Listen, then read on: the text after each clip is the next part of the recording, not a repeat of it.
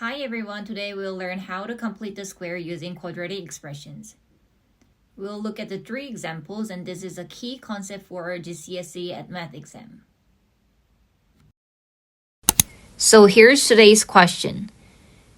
The completed square form looks like this. Bracket x plus p to the square plus q.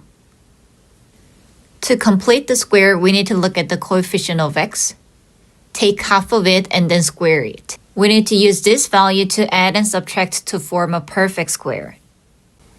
X squared plus 8x, half of 8 is 4, so plus 4 to the square, minus 4 to the square, and plus 5.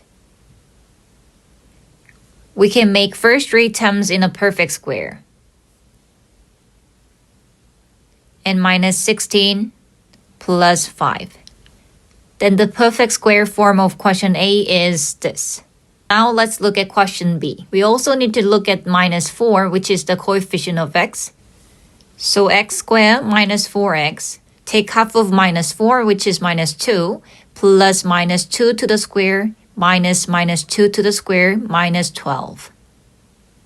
Again, the first 3 terms now form a perfect square. So bracket x minus 2 to the square. And that part gives us 4.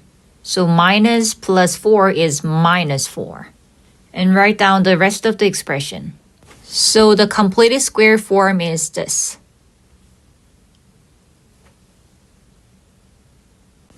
Watch out the plus and minus sign. Okay, here's our last question for today. Remember, the completed square form is bracket x plus p to the square plus q.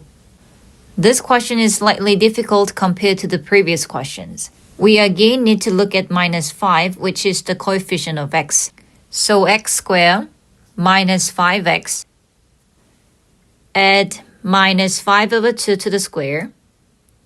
And subtract minus 5 over 2 to the square again.